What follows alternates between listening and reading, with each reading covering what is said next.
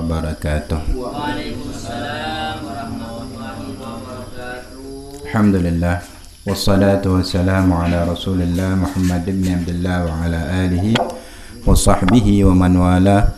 Rabbi shrah li sadri wa yassir li amri wahlul 'uqdatam min lisani yafqahu qawli wa saddid lisani wahdi qalbi bihaqqi nabiyyika sayyidina Muhammadin sallallahu alaihi wasallam. Subhanaka la ilma lana illa ma 'allamtana innaka antal alimul hakim. Amma ba'd. Mari kita lanjutkan kajian dalam kitab Nasaihud Diniyah wal Wasaya Limaniyah yang dikarang oleh Al-Habib Abdullah bin Alawi Al-Haddad.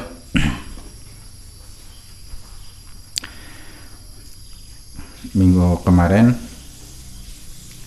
masih di dalam lanjutan penjelasan ayat di dalam surah Ali Imran. Kemarin wal takum minkum ummatu yad'una ilal khair. Hendaklah segolongan di antara kalian ada satu kaum yang mengajak kepada kebaikan. Dan kebaikan dalam ayat ini ditafsirkan dengan keimanan dan perbuatan taat. Dan dikatakan dakwah. Dakwah itu artinya menyerukan dan mengajak. Itu artinya dakwah. Menuju keimanan dan ketaatan adalah suatu kedudukan yang tinggi di sisi Allah dan sarana yang terbesar untuk mendekatkan diri kepada Allah. Dan inilah tugasnya Nabi, para Nabi dan Rasul, menyerukan umatnya untuk menyembah dan hanya beribadah kepada Allah. Kemudian dijelaskan syariatnya atau tata caranya. Dan ganjarannya pun tidak main-main Allah berikan ya. Dalam hadis, barang siapa yang mengajak kepada kebaikan, maka dia akan mendapatkan pahala orang yang mengerjakan kebaikan tersebut tanpa dikurangi pahala orang yang melakukannya. Begitu juga sebaliknya, orang yang menyerukan dan mengajak kepada perbuatan maksiat dan yang diajak itu ngikutin, maka dia akan mendapatkan dosanya tanpa dikurangin dari dosa orang yang melakukan kejahatan tersebut. Makanya ini luar biasa pahalanya ya, yang mengajak kepada perbuatan baik.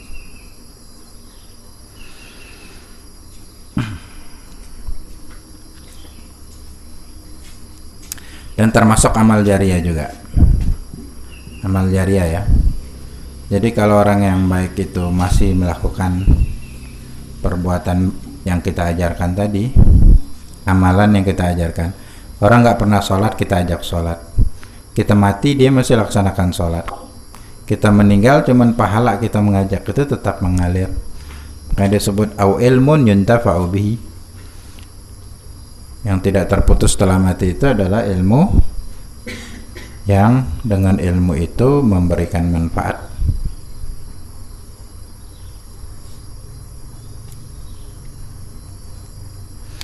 Nah, semakin banyak orang yang diajak, semakin banyak pahala yang didapat. Kemudian wa ya'muruna bil ma'ruf wa yanhauna 'anil munkar wa ulaika humul muflihun.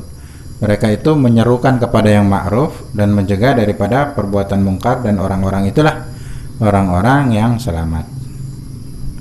Selamat dimaksud adalah dia mendapatkan kesuksesan di dalam kehidupan dunia dan akhirat.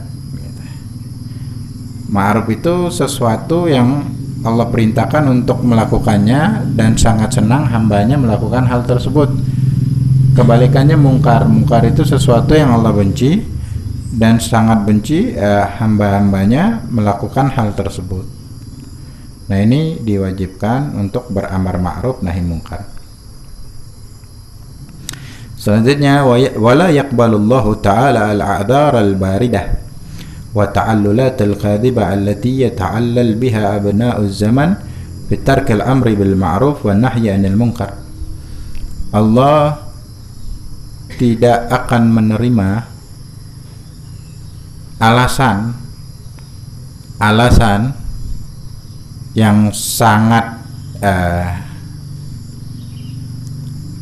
baridah, yang tidak masuk akal ya.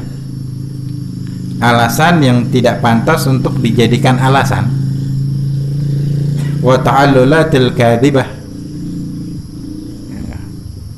dan diberikan udzur-udzur yang bohong, allati yata'allal biha abna'uz zaman, yang dijadikan alasan oleh orang-orang sekarang fitarkil amri bil ma'ruf wa nahyi 'anil munkar, di dalam meninggalkan amar ma'ruf nahi munkar. Jadi amar ma'ruf nahi munkar itu wajib, cuman dengan syarat. Di antara syaratnya itu pastinya tahu yang dilakukan ini benar-benar sesuatu yang mungkar gitu kan. Jadi harus ditanya dulu. Kalau habis ditanya, benar kau melakukannya? Benar. Yang kedua tanya, kau paham nggak ini nggak boleh di dalam agama haram? Mungkin dia nggak tahu. Kalau nggak tahu, habis dikasih tahu, ya bisa aja dia sadar, oh kalau tahu haram saya nggak melakukannya. Ya udah kan, nggak perlu ada langkah-langkah yang capek lagi untuk diambil. Kemudian kalau udah tahu saya ini ma'ruf, ngapa dilakukan? Nah baru ntar dilakukan, ada tata caranya beramar ma'ruf nahi munkar. Itu satu. Yang kedua, amar ma'ruf nahi munkar itu wajib dengan syarat tidak menyakitin. Kalau dia lakukan itu tidak menyakitin dirinya, keluarganya, hartanya, kehormatannya, dan yang lain sebagainya. Ketiga, tidak menyebabkan kemungkaran yang lain. Jadi kalau dicegah, dia makin menjadi-jadi ini, dan yang lain sebagainya. Jadi ada syarat-syarat. Nah terkadang belum nyoba udah ngomong ntar bakal gini, ntar bakal gitu, udah nggak wajib untuk aku. Ini dijadikan alasan, akhirnya dia nggak mau beramar ma'ruf nahi munkar. Terus lebih jauh lagi digambarin seperti ini. Wa dzalika ka qaulihim innahu la yuqbal minha mahma amarana aw nahaina. Contohnya mereka akan mengatakan, kenapa kamu tidak cegah ini orang berbuat kemungkaran? Kenapa kau nggak cegah ini orang nggak pernah sholat, nggak pernah kau ajak, kenapa? Dia bakal ngomong, itu orang tidak akan pernah menerima baik kita ajak ataupun kita cegah dari perbuatan mungkar yang dilakukan. Percuma ya, percuma baik ngomong sama dia, tidak akan diterima. Sebagian alasannya seperti itu, padahal belum pernah mencoba. Au annahu yahsulu lana biwasitatil amri wa nahyi adzan la nutiquhu. Atau alasan lain, kau jangan senggol mereka. Ntar kalau engkau senggol mereka, engkau cegah, kau bakal diapa-apain, bakal dipukulin, bakal dibunuh, rumah engkau bakal dibakar sama orang-orang itu. Jangan. Atau kita bakal dibakar rumah kita, jangan. Wa asybah dzalika min tawahhumatin man la basirata lahu. Tadi sesuai syarat tadi ya, kapan menjadi wajib? Kalau tidak ditakutkan hal-hal tadi yang kita sebutkan. Cuman hal-hal tadi itu jangan dijadikan alasan. Belum coba udah ngomong, wah ini bakal ini, maka nggak wajib sebagaimana udah dijelaskan oleh ulama. Nah, ini maksudnya dijadikan alasan untuk meninggalkan amar ma'ruf nahi munkar. Wa asybah dzalika min tawahhumat man la basirata lahu. Dan sejenis alasan-alasan tadi yang dikemukakan, min tawahhumat man la basirata lahu. Ini dari tawahum. Tawahum itu pemikiran yang salah dari orang-orang yang tidak mempunyai mata hati. Wala ghirata ala dinillah, orang yang tidak ada punya kecemburuan atas agama Allah. Wa inna ma yajuzu sukut inda tahaqquqi wuqu'il adzal katsir. Kita tuh dibolehkan diam ketika yakin kalau kita beramar ma'ruf kita akan mendapatkan serangan atau disakitin dalam level atau tingkatan yang benar-benar gak kuat kita untuk menahan. Itu. Kalau sedikit dicaci maki atau diomongin atau itu mah biasa, kita nggak ngapa-ngapain juga diomongin sama orang. Memang itu udah fakta realita kehidupan seperti itu. Gitu. Jadi ada batasannya. Adzal katsir yang dia akan disakiti dengan sangat baru. Au tayaggun adamil qabul, atau yakin nggak akan diterima. Yakinnya itu melalui proses dan tahapan kan. Nggak mungkin belum pernah nyoba ngomong yakin aku nggak bakal diterima, ya nggak bisa begitu. Harus sudah beberapa upaya, udah diupayakan nggak bisa. Nah pada level ini baru dia posisi mendiamkan dulu. Terakhir mungkin ya dihajar. Nggak usah berkomunikasi sama orang itu, nggak usah berinteraksi, sepakat. Jadi dia diisolasi di dalam masyarakat supaya dia pindah dari tempat itu minimal. Kalau dia nggak mau berubah, gitu ya. Nah ini enggak. Wa ma'a wujudi dzalika fal amru wan nahyu afdal wa aula. Dengan adanya hal tersebut pun memerintah dan melarang, yang memerintah kepada kebaikan dan melarang daripada kemungkaran itu lebih baik dan lebih utama. Ghaira annahu yusqitul wujub,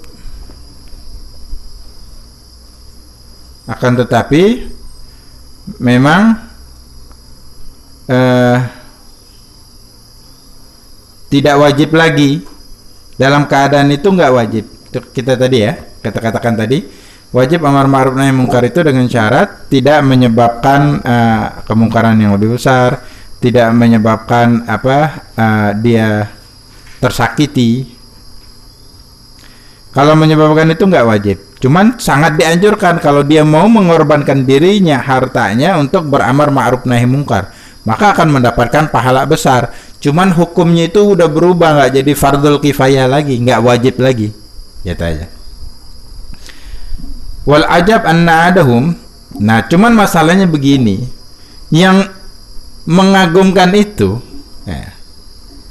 anna ahadahum, seorang di antara mereka, idza syutima, kalau dia dicaci maki, au ukhidha min malihi, atau diambil hartanya, walau syai'an yasiran, walaupun yang diambil ini cuman sedikit, tadhiqu alaihi dunya wa lam yumkinuhu suqut, rasanya dunia menjadi sempit, kemanapun orangnya bakal dicari dan dia gak akan pernah diem.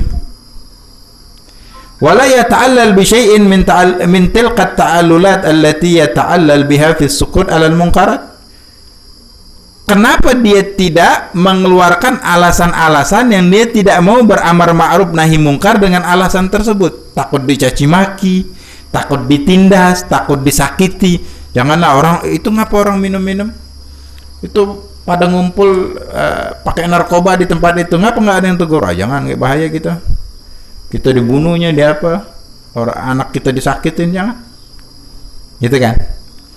Tahu-tahu golongan mereka, dia lagi lewat dicaci maki, diambil parang, dia sendirian datang ke situ bubarin orang itu.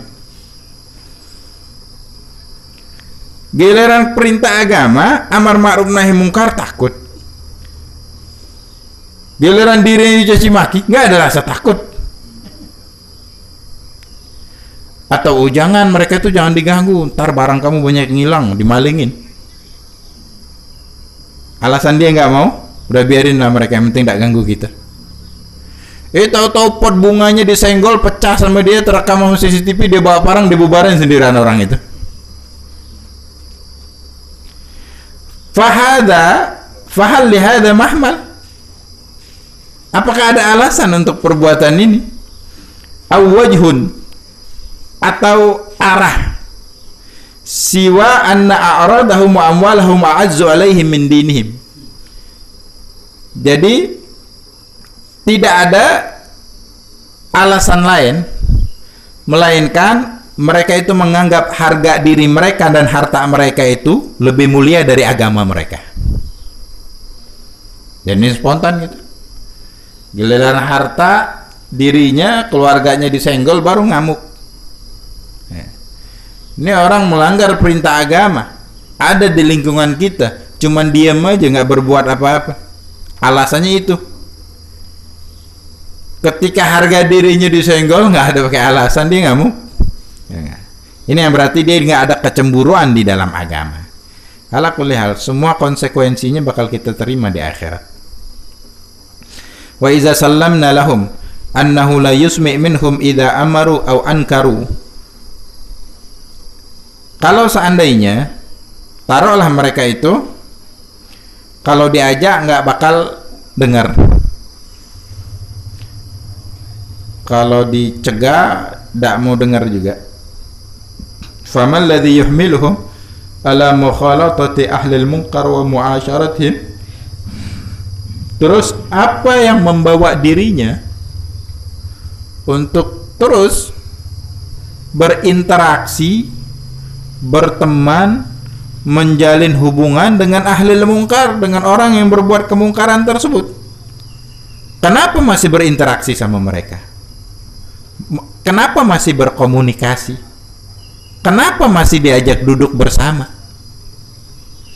Waqad aujaballahu alaihim tarkahum wal i'rad anhum. Allah perintahkan untuk meninggalkan mereka dan berpaling dari mereka. Mahma lam yastajibu lillahi wa rasulih, ketika mereka tidak mengijabah, tidak mengikuti ajakan Allah dan Rasulnya, tinggalin mereka.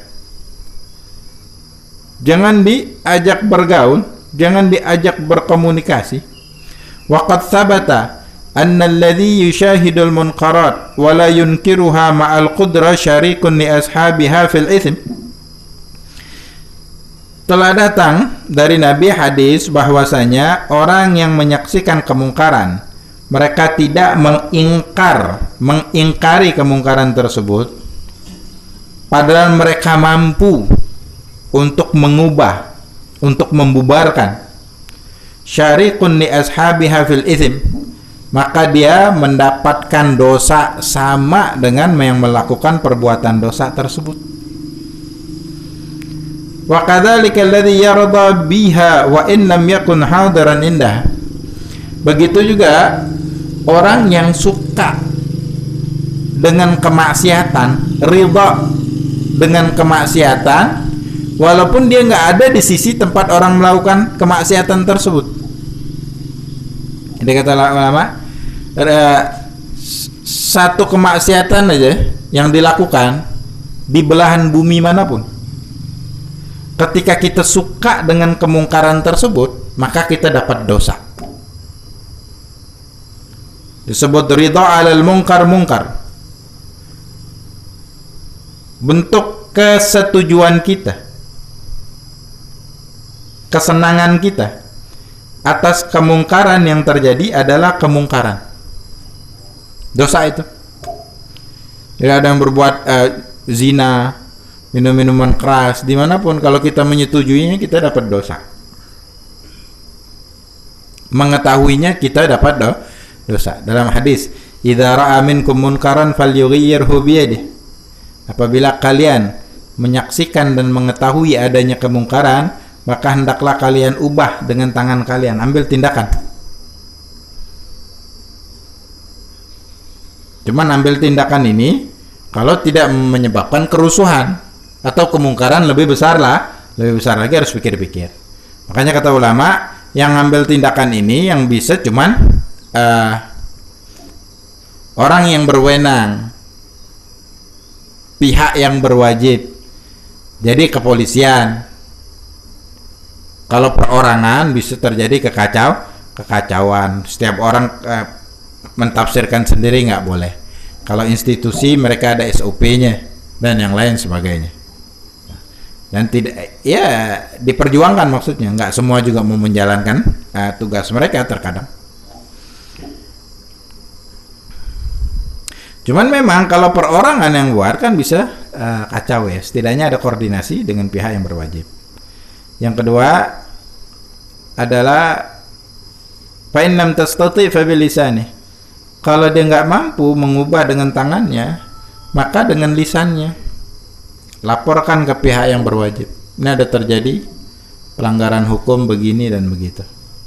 Laporkan kepada pihak yang berwajib. Atau dia langsung ngomong ke orang itu, nggak boleh melakukan kayak gini, ini jangan di sini, keluar semua, pergi. Ada yang boleh melakukan ini, kampung kami steril dari perbuatan ini.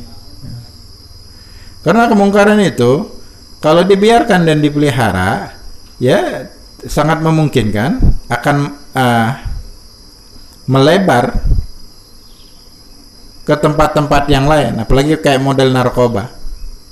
Biarlah, yang penting bukan anak aku, anak engkau tinggal tunggu giliran aja, ntar bakal datang juga ke situ. Ada yang maling, kita pura-pura ada tahu, dia juga yang hilang, harusnya langsung ditindak. Kok ada yang maling di kampung ini, kok jadi nggak aman kampung kita? Karena kalau sekarang tempat ini tidak menutup kemungkinan tempat kita giliran yang selanjutnya. Nah ini, ketika tidak ada kepekaan di dalam kehidupan sosial, padahal Nabi sangat menitik beratkan kepada hal tersebut. Karena satu terjadi bisa aja ke tempat yang lain, diminta untuk peka. Itu makanya ayat yang pertama itu, wa'tasimu bihablillahi jami'an wa la tafarraqu. Jangan kalian bercerai-berai, persatuan. Kalau udah bersatu mau ngapain aja gampang, jadi positif terus ke depannya. Kalau udah ngurusin kehidupan masing-masing susah. Ya. Baik, kalau udah narkoba masuk, lama-lama ya seks bebas itu satu paket sama narkoba ya. Makanya banyak yang hamil bunting di luar nikah. Ya. Yang dulu malu kalau nikah dalam keadaan hamil, lama-lama jadi nggak malu lah, karena udah terbiasa. Masih ada, awalnya nggak ada aspek pencegahan, dibiarin aja. Anaknya pacaran sama orang lain, oh ya itu pacarnya, nggak apa.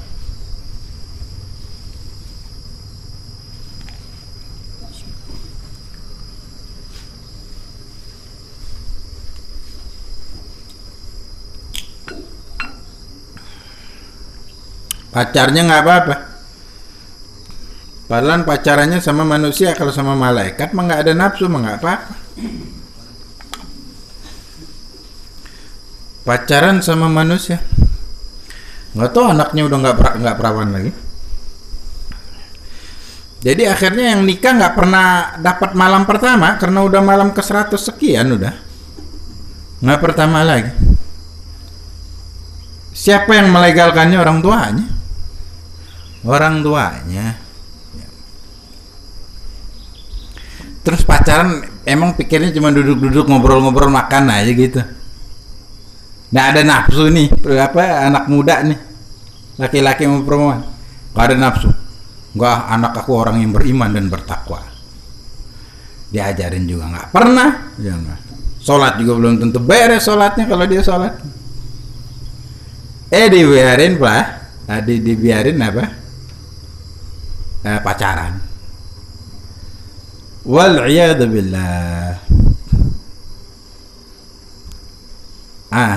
Jadi ini ya perlu ilmu juga lah ya.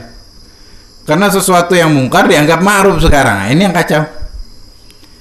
Karena dari awalnya nggak ada aspek pencegahan. Ya, kesalahan yang terus diulangi lama-lama menjadi sesuatu yang benar, dianggap benar. Ini yang terjadi. Ulama makin nggak ada, yang ada diam aja, lama-lama kayak gitu. Nggak apa-apa kok Pak Haji ngeliat tuh, nggak apa-apa, nggak pernah ngomong apa-apa, berarti boleh gitu kan jadi. Nah, kan? Semakin umat ini nggak paham tentang agama, ya semakin terjadi hal-hal yang mengerikan semakin hari. Kalau dalam kehidupan kayaknya biasa-biasa aja, ntar di akhirat yang jadi, ntar ketika sakaratul maut yang mengerikan untuk kita itu hal-hal ini, karena kita nggak ikut Nabi ketika hidup di dunia, ketika mengisi hari-hari menjalani kehidupan duniawi kita. Baik, ini yang kata Nabi. Jadi cegah aspek itu. Nggak ada anak aku, nggak ada yang pacaran. Kalau engkau mau sebelum jalan kita ke KUA, akad nikah. Habis itu terserah kalian mau jalan. Kalau nggak mau akad nikah jangan jalan-jalan sama siapa. Dah. Amar ma'ruf nahi mungkar. Keluarga dulu sebelum orang lain. Yang kita akan diminta pertanggungjawaban besar ntar di akhirat sama keluarga kita atas kewajiban yang diemban oleh Allah. Nah, hal-hal ini lama-lama kan kayak biasa aja. Kayak jilbab gua, mereka sering sholat berjamaah di rumah. Tuh pacaran. Habis nikah nggak pernah sholat dua-duanya. Nggak masuk akal. Wala ghirata ala dinillah.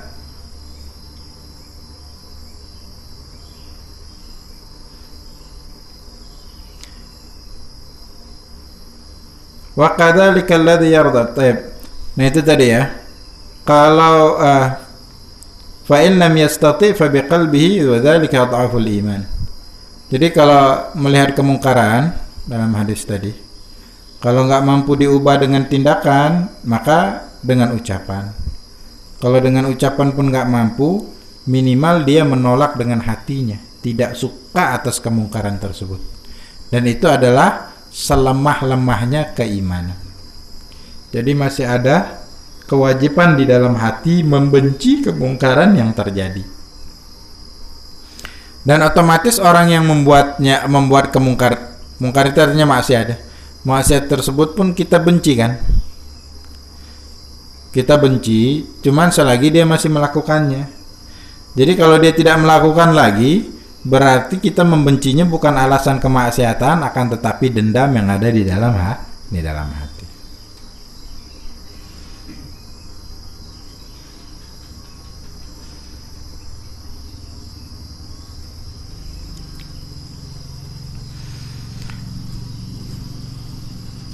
Wa kadzalika yadhi yarda biha wa in lam yakun hadiran indaha. Bal wa in kana bainahu wa bainal mawdi' alladhi tu'malu fihi mithla ma bainal masyriq wal maghrib. Walaupun jarak antara dirinya dan tempat dilakukan maksiat antara timur dan barat saking jauhnya, ketika dia ridha kemungkaran terjadi di tempat tersebut, dia setuju, dia senang, maka dia juga akan mendapatkan dosa yang serupa. Waliyadzubillah. Walladzi yukhalitu ahlal munkar wa yu'ashiruhum wa in lam ya'mal bi amalihim ma'dudun indallahi minhum. Dan orang yang berteman, melakukan menjalin hubungan, masih berkomunikasi dengan orang yang melakukan kemungkaran, walaupun dia tidak melakukan apa yang mereka lakukan, maka di sisi Allah dia terhitung dari golongan mereka. Jadi orang fasik ini jangan kenal apalagi sampai berinteraksi. Wa in nazalat bihim uquba asabathu ma'ahum. Kalau Allah turunkan bala, maka bala itu akan menimpa orang yang melakukan maksiat dan orang yang tetap melakukan tetap berinteraksi sama mereka akan kena juga. Wala yanju wala yaslam illa bin nahi. Maka tidak akan selamat kecuali dengan dilarang, yaitu tadi mencegah nahi mungkar. Tsumma bil mujanaba wal mufaraqah. Kemudian dilarang, dia nggak mau tinggalin, udah kita yang ninggalin dia. Dia kalau nggak mau ninggalin maksiat yang dia lakukan, kita tinggalkan dia. Jangan ajak berbicara orang ini. Diisolasi mereka, dijauhkan dari pergaulan, biarin hidup sendiri, gak usah tolong dia dalam keadaan apapun. Kalau engkau mau baik, maka berubah. Kalau mau diterima lagi di masyarakat, berubah dari perilaku ini, dikasih sanksi sosial. Nah yang kayak gini nih kan, kalau masyarakatnya kan bersatu. Kalau udah terpecah-pecah ya susah juga. In lam yakbalu thumma bil mujanaba wal mufaraga lahum in lam yakbalu wa yanqadu lil haq. Kalau mereka itu tidak menerima dan tidak kembali melakukan hal-hal yang baik, hal-hal yang benar. Harus begitu. Wal hubbu fillah li ahli ta'ati wal bughdhu fillah li ahli ma'siyati min awthaqi ural iman. Cinta kepada Allah li ahli ta'ati. Kecintaan kepada Allah itu ditunjukkan kepada kecintaan kepada orang yang berbuat taat. Wal bughdhu fillah li ahli ma'siyati. Dan juga kecintaan kepada Allah ditunjukkan dengan kebencian karena Allah untuk orang yang melakukan maksiat. Adalah termasuk ikatan keimanan yang kuat dan kokoh. Termasuk tali ikatan keimanan yang kokoh. Cinta kepada orang yang berbuat taat dan benci kepada orang yang berbuat maksiat. Karena kemaksiatan itu tadi ya, ketika dia berubah, kalau kita masih benci berarti kita ada menyimpan dendam pribadi. Nah, ini kebenciannya bukan karena Allah. Waqad balagana an Rasulillah sallallahu alaihi wasallam annahu qala, telah sampai kepadaku bahwasanya Rasul sallallahu alaihi wasallam bersabda, lamma ahdatha banu Israil al-ahdas nahadhum ulama'uhum falam yastajibu lahum fakhalatuhum ba'da dhalika wa wakaluhum. Ketika terjadi suatu kejadian kepada Bani Israel, maka ulama-ulama mereka melarang untuk melakukan hal tersebut, yaitu maksiat ya. Falam yastajibu lahum, man mereka enggak dengerin omongan ulamanya. Fakhalatuhum ba'da dzalika wa waqaluhum, maka mereka tetap berinteraksi sama mereka padahal ini pelaku maksiat. Wa waqaluhum falamma fa'alu dzalika daraballahu biqulubihim ba'dahum ala ba'd. Ketika mereka masih berinteraksi, masih berkomunikasi, maka Allah ciptakan kecintaan di hati mereka, cinta dengan pelaku maksiat. Harusnya kan benci dengan pelaku maksiat. Apa yang terjadi? Wala'anahum ala lisani Dawud wa Isa bin Maryam. Maka Allah laknat mereka dengan lisannya Nabi Daud dan Nabi Isa ibn Maryam. Ini ada di dalam Quran. Wa fi qissati ahli al-qaryati allati kanat hadirat al-bahri. Dan di dalam kisah ahli al-qaryah,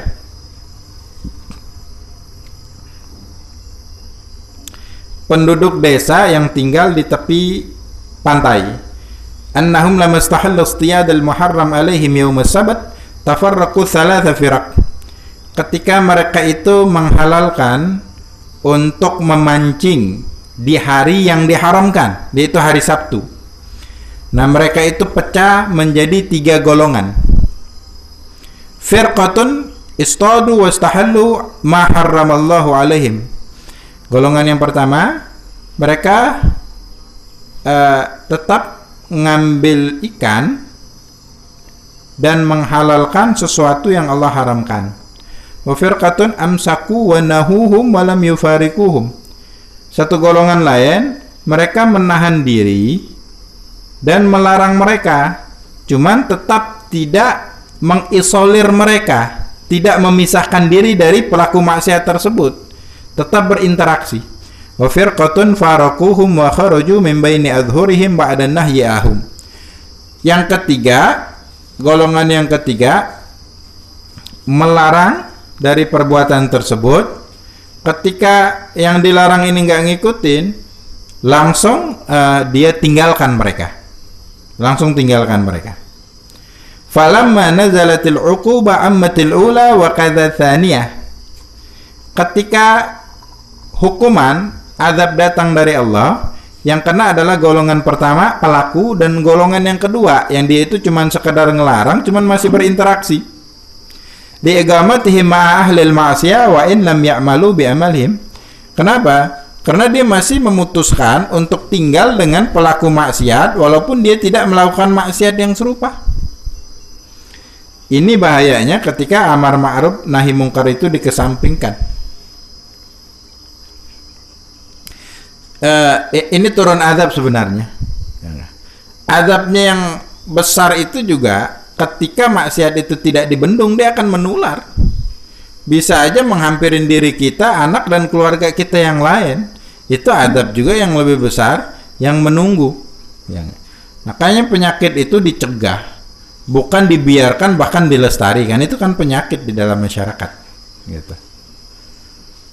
Wa najatil firqatus tsalitsah. Yang selamat cuman golongan yang ketiga. Wa dzalika qauluhu ta'ala, dan itu adalah firman Allah, anjaynal ladzina yanhauna 'anis su', kami selamatkan orang-orang yang mencegah dari perbuatan su', perbuatan jelek. Wa akhadnal ladzina zalamu, maka kami ambil orang-orang yang zalim bi'adzabin ba'is, dengan azab yang pedih, bima kanu yafsukun, karena perbuatan fasik mereka. Famasakhumullahu qiradatan wa la'anahum kama fil ayatil ukhra. Apa azab yang Allah turunkan? Allah ubah wujud mereka menjadi kera dan Allah laknat mereka, kama fil ayatil ukhra, au nal'anahum kama la'anna ashabas sabt. Seperti di ayat yang lain, dan kami laknat mereka itu sebagaimana kami laknat ashabas sabt. Jadi kisahnya ashabas sabt ini atau ashabul bahri, golongan Yahudi.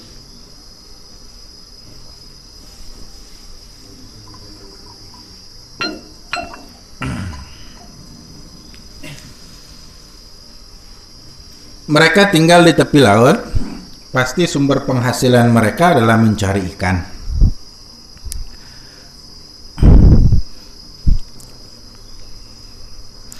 Pertama, Allah kasih mereka dalam 1 bulan itu untuk ibadah. Hari Jumat mereka nggak mau, maunya hari Sabtu. Ya udah hari Sabtu.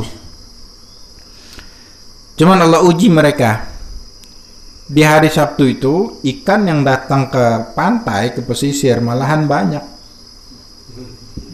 Di hari yang lain nggak banyak.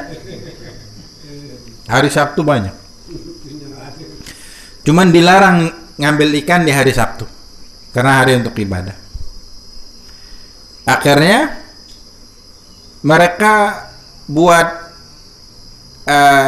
cara untuk bisa mendapatkan ikan tersebut. Akhirnya di hari Jumat dia buat semacam jebakan untuk menjebak ikan. Jadi di pantai itu dia gali lubang yang begitu dalam, yang bagiannya itu masih nyambung ke laut. Di atas itu dia kasih bolongan sedikit kecil. Jadi ketika air naik, ikan masuk ke dalam lubang tersebut, masuk melalui bolongan kecil, jatuh ke lubang yang besar, dia nggak bisa balik lagi ke laut. Itu di hari Jumat. Di hari Jumat dia buat, hari Sabtu ikan datang, akhirnya banyak yang terjebak, hari Minggu baru dia ambil. Alasan mereka, kami tidak berburu di hari Sabtu. Padahal dia tetap aja buat jebakan. Itu jenis daripada memburu. Cari alasan untuk menghalalkan sesuatu yang Allah haramkan. Akhirnya ini golongan yang pertama yang buat ini, golongan kedua datang, inti nggak boleh melakukan itu, ntar bakal dapat adab dari Allah. Oh kayak gitu ya? Iya. Udah ngerokok belum? Belum. Nih rokok ya, duduk di sini. Kasih kopi. Iya. Apa begawe hari ini? Tidak apa lah di rumah gini nih. Ngobrol dia masih. Cegah, cuman dia tidak mengisolir orang tersebut. Golongan yang ketiga datang, kasih tahu kalian nggak boleh melakukan itu. Ntar bakal datang azab dari Allah. Masa iya? Rokok nggak? Kopi enggak? Nah, aku peringatkan aja, terdapat azab dari Allah. Kalau kami nggak mau, kami masih mau lakukan itu. Nah, karena ya udah, pergi yang golongan ketiga ini. Ketika azab datang, yang jadi monyet dan jadi babi bukan hanya yang melakukan, yang melarang, cuman dia nggak ikut lakukan itu, cuman dia tetap duduk sama mereka, tetap berkomunikasi sama mereka, tetap berinteraksi, tetap ngobrol, tetap jual beli, tetap memperlakukan mereka seperti teman. Padahal ini ahli maksiat harusnya diperlakukan selayaknya musuh dan benci karena Allah sampai mereka berubah. Jadi kebencian itu supaya berubah. Harusnya diberikan sanksi. Ketika nggak diberikan sanksi, datangnya hal-hal seperti ini. Jadi ya kita patut periksa juga. Kalau kehidupan kita kok banyak kita ngomongnya kesialan yang kita dapat hari-hari ya. Ada nggak orang-orang maksiat yang aku naungin, harusnya di ini. Ada nggak aku masih komunikasi orang yang hobi? Ini jangan maksiat itu minum-minuman keras dan yang lain, enggak ya, bukan itu aja. Maksiat yang paling besar yang kita anggap biasa adalah meninggalkan sholat 5 waktu. Itu maksiat paling besar itu. Harusnya orang-orang yang meninggalkan sholat pun kita nggak nyaman dekat sama mereka, sekedar teman aja. Kalau bos kita ya mau gimana ya orang bos, ya sekedar kerja aja. Cuman di luar pekerjaan kita tidak menjalin hubungan sama dia, atau menjalin pun mau ngajak dia, yuk hadir majelis taklim, nggak apa-apa. Kalau mendekatin orang fasik untuk merubah mereka nggak apa-apa. Cuman udah berbagai macam upaya nggak bisa dilakukan. Cuman kalau didiamin mungkin dia bakal sadar baru. Jadi konteksnya juga untuk mengembalikan ke dia. Cuman kalau nggak bisa lagi, ini udah bebal, udah teka ini orang, baru diisolir. Itu jalan terakhir. Jadi tujuannya satu, supaya dia sadar. Bukan untuk memupuk kebencian di dalam diri, enggak. Bukan itu, karena Nabi nggak ngajarin untuk membenci. Cuman kemaksiatan, perbuatan buruk harus dibenci. Pelakunya juga karena dia melakukan itu. Karena maksiat ini layaknya virus maksiat. Ini virus yang berbahaya. Kalau dibiarkan akan menular. Dari lingkup yang terkecil rumah tangga dulu. Jadi kalau ada benih-benihnya harus diberantas. Ya enggak. Baik dari anak, dari istri, atau dari suami, siapapun. Kemudian baru lingkup keluarga dekat dulu. Baru keluarga besar, baru tetangga. Gitu, diupayakan. Wa takunul hijrah wal mujanabah li ahli al-ma'asi indal iyas min qabulihim lil haq. Jadi hijrah,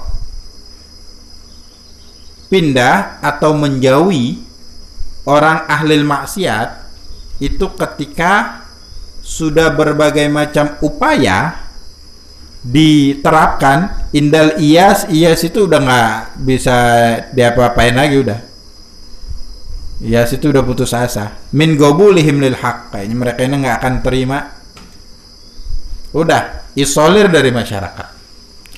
Ada kematian, nggak ada yang nolong dari masyarakat untuk keluarganya.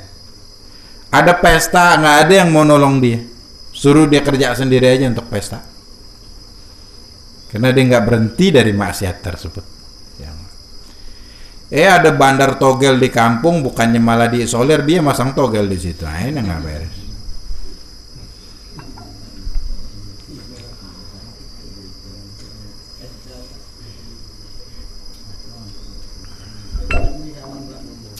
Ketika ada sumbangan masjid, datang pula pengurus masjid minta sumbangan di situ. Dananya dari mana? Dari togel. Udah, biar aku yang bangun. Dia juga yang bangun, penyumbang terbesar. Akhirnya ketika masjid itu jadi, namanya Masjidul Haram.